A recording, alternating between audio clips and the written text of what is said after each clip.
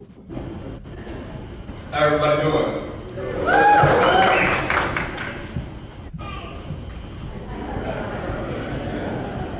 So first of all, I want to say thanks for having AJ for thanks for having me. Because it's definitely the best thing to be said. But so today I have the honor of introducing and speaking on behalf of my brother, one of the greatest teammates I've had and teammates I have, and talk about his accomplishments and things of that nature. But before I get into AJ and I's relationship with when we met and his impact and legacy that he's left, well, not only myself but the people around him, I want to give a special shout out to the Johnson family, and especially Mama Vivian and everyone that's helped AJ become who he is. Because like Mama Vivian always said, it takes a village. So we'll give a round of applause to.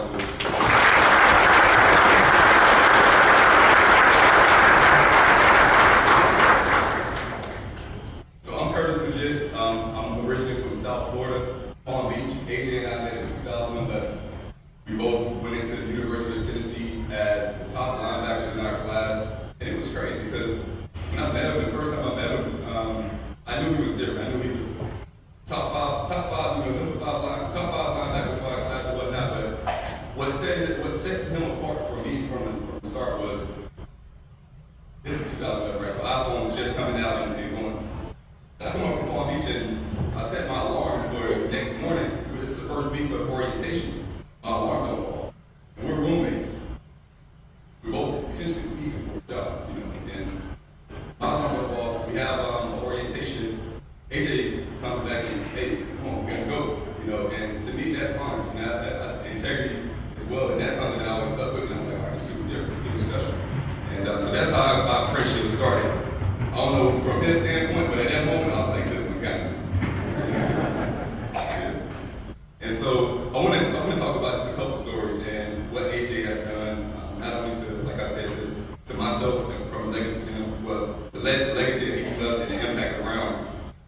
When we got to Tennessee, we went into a chaotic space for the most part. We took over as leaders. We both got aligned on the same thing of, hey, we're going to improve this place and this is how we're going to do it. One thing that stuck out to me and the type of person and player he is, during practice, we would do burpees after each play. So what a burpee is, make your chest touch the ground, get up and go chase the ball. So as linebackers in 95-degree weather in Tennessee, we made everybody do it. So at first it started with just the linebackers, but it started with linebackers. Now you got the defensive backs doing it. Now you got the defensive linemen doing it. And so that's how we started changing the culture. But he was a spark plug to that. And that's something I always acknowledge and saying, all right, there we go. If AJ can do it, AJ gonna expect everybody else to do it. And ain't nothing hard to AJ, if you know him. My favorite story about AJ, this is actually fairly recent. As I said, I'm from West Palm, and one thing I love is the beach. I love the ocean. I'm a free diver, and AJ said he wanted to come free diving. I said, let's do it. So for the most basic level, free diving is just snorkeling and holding your breath. So no tank, no locks, nothing. I free dive with sharks. AJ said, I want to free dive with sharks too. So I said, that's right. So this is the moment the light went off in my head. We get out there to the water. My buddy's briefing us as we were prepping to get in the water. I'm seeing AJ with a snorkel. I said, I know the snorkel. I said, I know. So long story short, he never snorkeled. So mind you, these are untamed sharks. So we in South Florida in the Atlantic Ocean. We get in, I'm swimming around, having a blast. I look over, I see AJ, he kicking and he doing his thing, he fighting a little bit. It's good. So next to the boat, and one of the biggest things with diving with sharks, you always keep your eyes on the shark. You don't want to be just treading water, you want to keep, because the sharks will sleep. AJ's hanging on to the rope next to the boat. I got the GoPro video actually. AJ's holding on the rope next to the boat, and at this point in time, he probably saying something. He dense, so it takes a little energy. He holding on to the rope. I said, how you doing? He got the snorkel all messed up. I'm having fun. And I'm like, man, you better put your eyes in the water because there's some sharks down there. So the part that made this more funny, we get back on the boat. We get back on the boat. He started going up.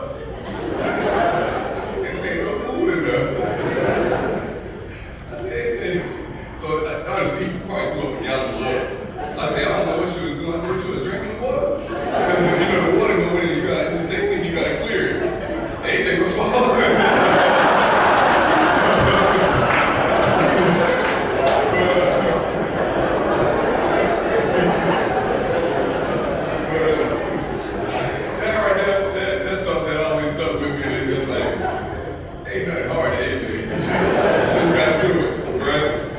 And if you know AJ, you know he considered himself, and he's identified as a chief beast, right? Chief beast 45. And he's got a mantra that says continue believing. And that's something that I've always admired about him as well. If I had to look at a couple words, because I was thinking, it's like, when you care about somebody, you have a level of admiration and respect for someone, a lot of times it's really hard to find those words that fit it, or that really define a person. The couple words I came up with was one, imagination, right? And the reason I say that, AJ's curious, he's always had a wild imagination in the sense of, there's always a way, it can be done, right? Pairing that with his influence, he's got a presence and an aura that's just contagious. No matter where we've gone, where we've been, what we've done, he's got an aura that lights up a room. So his influence has always been high. Also, he's very inquisitive. AJ's curious and he's gonna hold you accountable. If you say you're gonna do something and you ain't do it, he don't care. He's gonna hold you accountable. That's something I've always hunted with. So I look at those three things: imagination, influence, and his inquisitiveness. When we stack that on top of a layer of a foundation of hard work, excellence that's driven from his family, it's no surprise that AJ is being inducted into this Hall of Fame. And I'm getting chills because he's impacted me, he's held me accountable, we push each other, and that's somebody I trust him with anything, I trust him with my life. And so I want to leave you with this. AJ's taught the people that's in arm's reach of him, and I can speak to that because when uncertainty arises, he's always continued to do. When opportunities arise, you gotta continue to believe. When change happens, you gotta continue to believe. And that's what I admire about it is his mantra, continue believing, isn't only in this space, it's always continue believing. When the good looks good, we continue to believe. When the good looks ugly, when the going gets rough, we continue to believe. So I want to wrap it up and say congratulations on this timeless achievement. We don't, I know you and I don't too much look for quote unquote success or acknowledgement because we know that input will speak for themselves. And that's what we can focus on. We can't guarantee success, but we can guarantee excellence. We can guarantee excellence in the steps that we do and the steps that we take. I want to say I respect you, bro, and appreciate you, and thank you for the honor to come up here and speak on your behalf. Congratulations.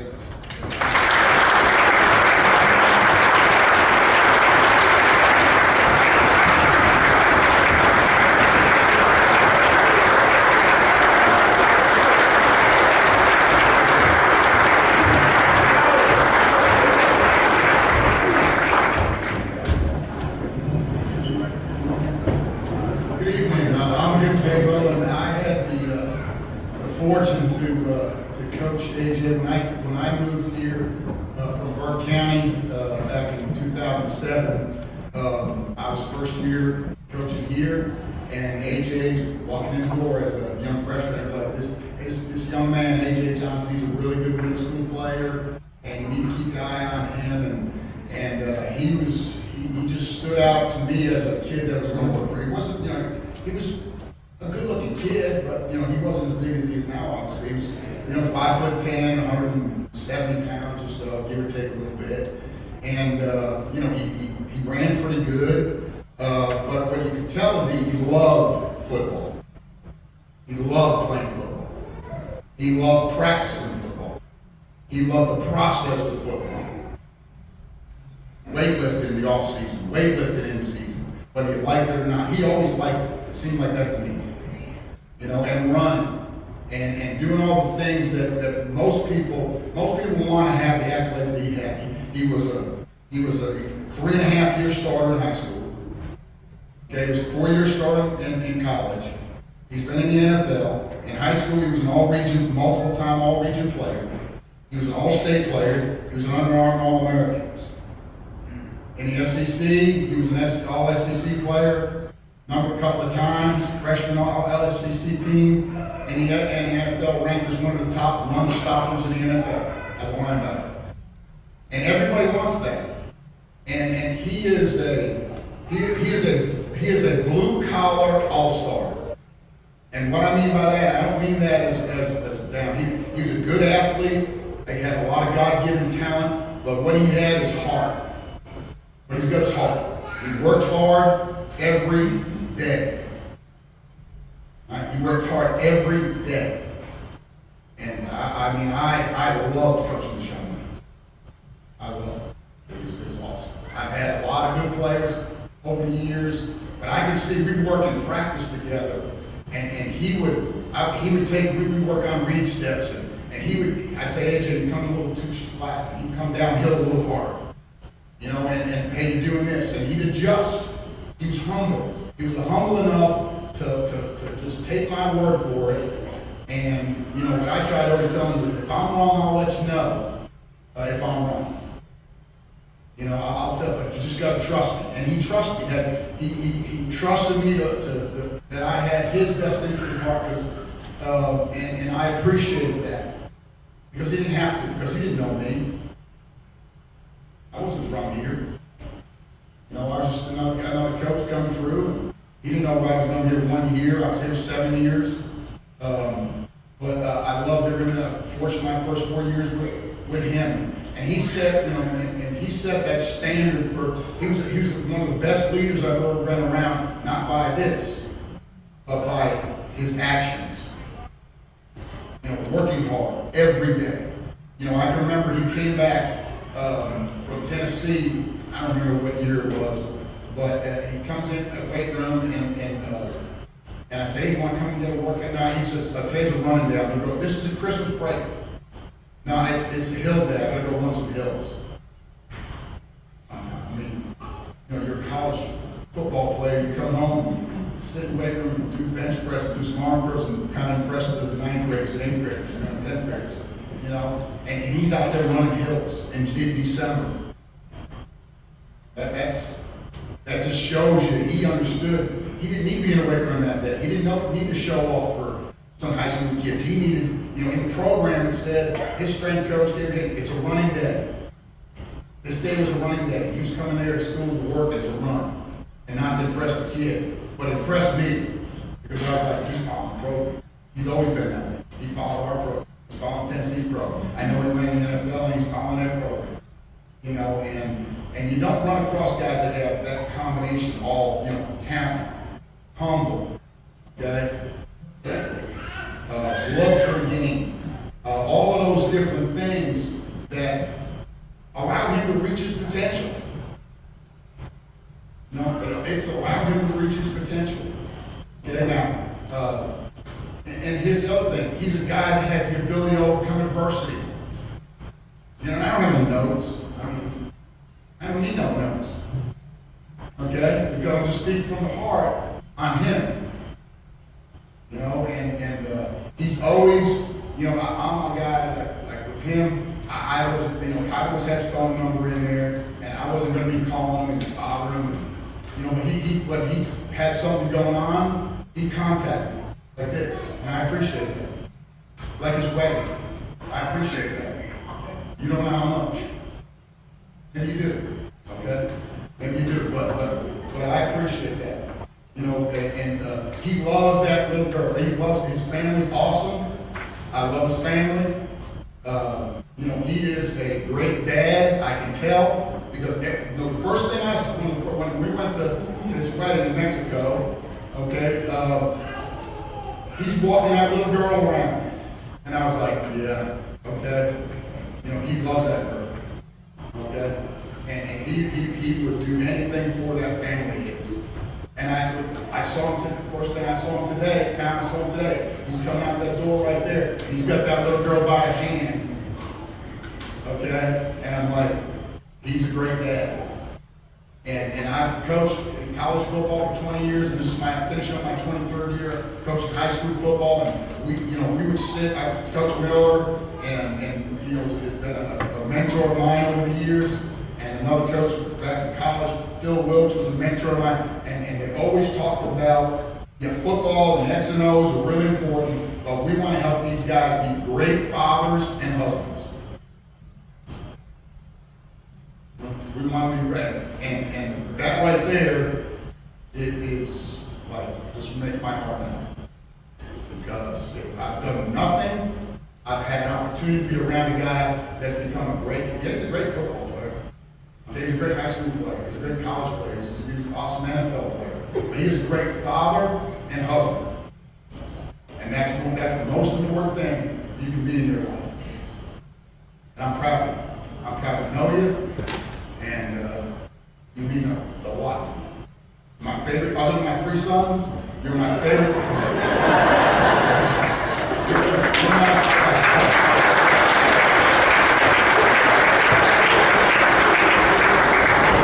Other than my 3 sons, you're my favorite football player ever, and not because you're good. That helped.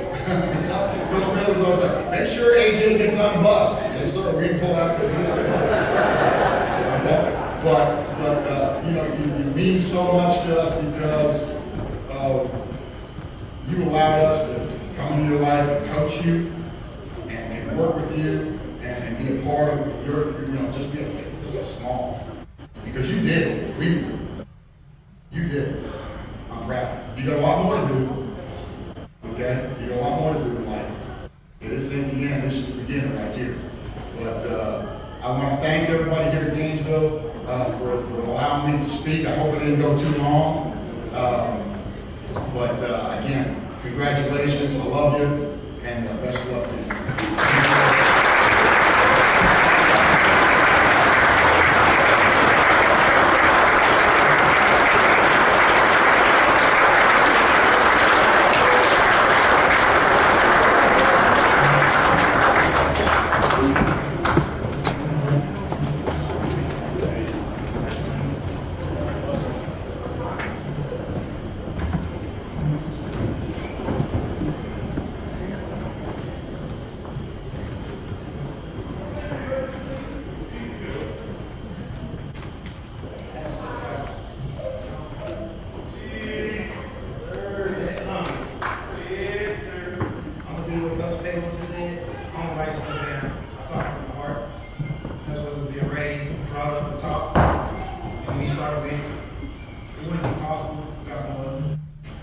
Everybody knows she's my hero.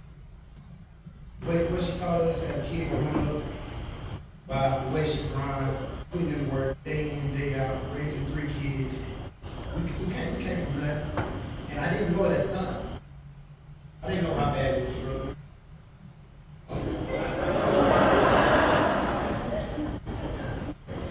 I didn't know it at the time, but just as the years were growing up, I learned about her heart. I told my mom, I was a little league, I said, I'll be an NFL player. I'm going to be an NFL player. 7 years old, setting goals. I was 7 years old, setting that goal. And I had a whole bunch of other goals I said. I told her, I'm going to be an NFL player. She said, son, you can do it. You got to do your schoolwork, but you can do it. I said, all right, I'm going to be an NFL player. And that's what I worked my life for. Worked up to, worked in the league. And I knew you had to put the work in. Heard from him saying, one thing about me, you don't put that work in. I work hard, I push people around me, go hard, and then I don't know what hard is. Like, if we're gonna go hard, it ain't no room for excuse. Never room for excuse. Somebody else always can have it worse, somebody else can always have it hard. In life, we blessed to be able to wake up each day and be here. So that's why I took attack each day when I go. I'm gonna go hard. Ain't nobody gonna outwork me. Ain't nobody gonna be better than me. That's how I attack life. So just growing up, I get to high school. I was in middle school, I came to college. I got my little league coaches here because that's where I thought I started at. One of my coaches, Coach Ruff here, picked me up every day, take me to little league practice. One time I couldn't make the practice, and I was something happened. He couldn't pick me up. I couldn't make the practice. Mom couldn't keep me in practice. I said, practice? I'm walking to practice. She said, what? I'm not. And I was so mad. I went in the room crying because I missed practice as a little kid.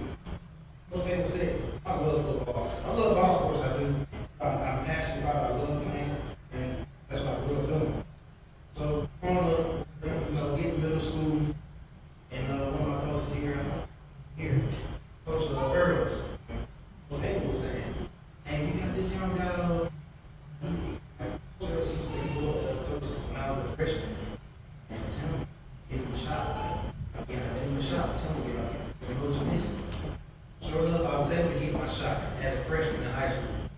And let me say something about that. I tell guys, younger guys and people now, when the opportunity comes, take full advantage of the opportunity.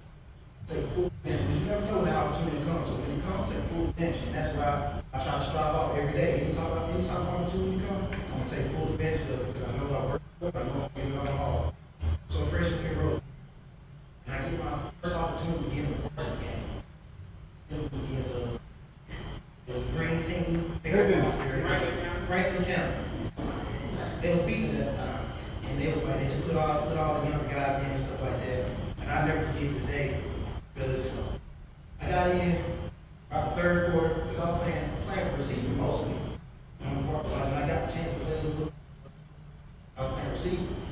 When my teammates came here, he was playing linebacker above me, Kevin Hall. So he was playing linebacker in that varsity game, and I got put in to be able to play a little linebacker. And when I got in, I'll never forget this game. And then, guy who was running on was big old country. I think he was like number 22. Running so down. But when I got in, I shut that down. I feel like that's disrespectful to run on me. No, I can't take him out. But long story short, I'll never forget this day. After the game, the announcer was called me. I'll never forget it. He said, y'all came in the third quarter. He was like, AJ Johnson, 14 tackles. Man, I had a standing ovation at the game. I'll never forget that. People stood up and clapped. I was like, what's that?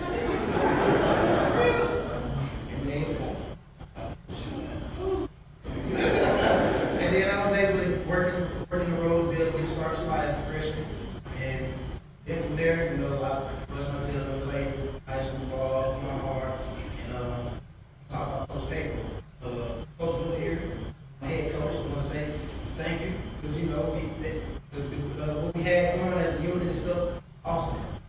I'm going to say this, Coach, when I was talking about Coach Paper, one reason I have him up here is, I tell people all the time, he had me ready for college. I don't want to put the work in on the hard, put things he used to do with us that helped me, that learn by being consistent. Coach Paper did every day. The line up and do every day before practice. Here.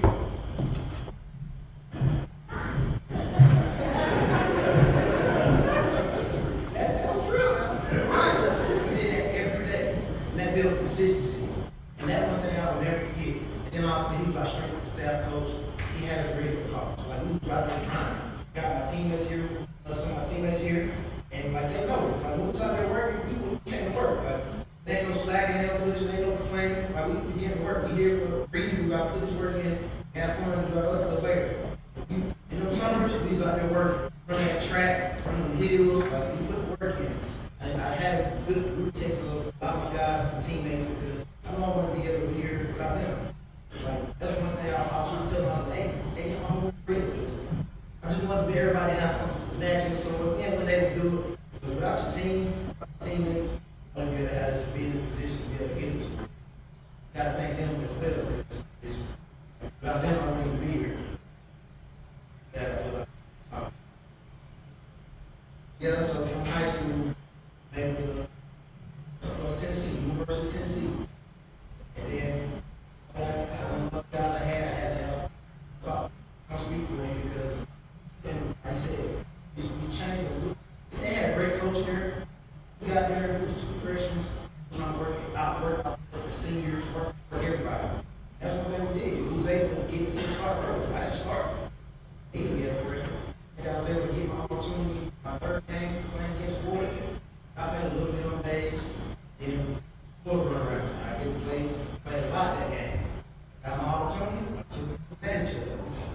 There, I became a time starter. So, if you're going to get anything I'm going to say from you, anytime you get an opportunity, take advantage of it. You never know when they come. They come now, they come 2 years later. You don't never know when they come. Work for them. They come ready, you know they're taking advantage of it. So from college, you know, playing good, all the SEC and stuff like that, and all that other stuff. So I set goals when I was younger. I set a lot of goals when I was younger. Goals around NFL player. And they have on the DC and my goals I had. I know I worked my tail off to be able to accomplish it. I didn't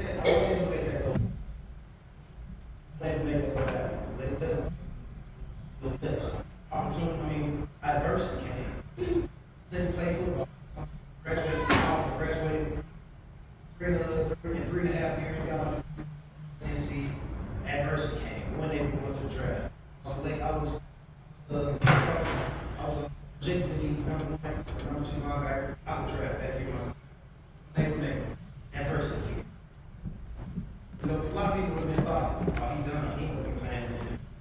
He ain't gonna be able to make it. 4 years later, I get my chance, get my opportunity. That's it. You get your chance, you get your opportunity, take full advantage of it. And one thing that all those 4 years I want to be able to play ball, that person, I worked my tail off. It didn't matter. People like, oh, he ain't gonna be done. I continued to believe in myself that I knew I could make it. That's the goal I had as a kid. I continued to keep working, continually, always going. So, 9 to 5 job. John Deere. Then I came to radio logic control technician. If y'all know what that is, RCT, I just said control technician. Swabbing and all that stuff. So I had different jobs, working, and I was training all the time. Sometimes I train twice a day, sometimes I train 3 times a day. Sometimes I wake up, I get work out, and I go on lunch break, I go some miles. 7 miles, 5 miles, because I had a goal, I had a mission. I stirred this off. So that was one of the things that I was doing at the time. And obviously I get my chance to be playing ball and stuff. And get my own tune. Make it to the field, playing ball. Just doing what I do. Like before you mentioned, I was number 1 run stopper, 1 year second. Just my background. Ready. Adversity, getting injured. I'm able to play, got back on my team, I love adversity. I'm getting these right now. And I'm eventually able to stop killing, you never know, you know. But just adversity comes to life and you never let it stop. And this honor, it came out, I got the call, it came out of nowhere. These man that touched me about the honor is my grandmother, she used to call me her Hall of Fame. My grandmother, Zora. She would call me her Hall. And I would never thought everything about it. And I just can't let seriously? And it just hit me in a different way, and all I could think of was my grandma.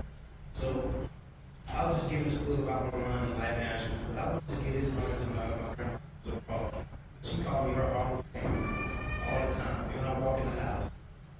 And I'm like, Hall of Famer. Yeah. And I just want to say thank y'all for being on the thank me to be able to make that come true.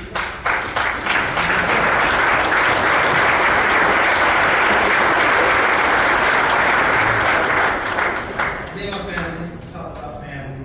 That's not number 1 goal. Like, I'm gonna be a great father. I am a great father. And like, if anybody asks me, man, what's something you wanna be the best father? And if you can't tell me, say nothing about me, being a great father to kids, you know.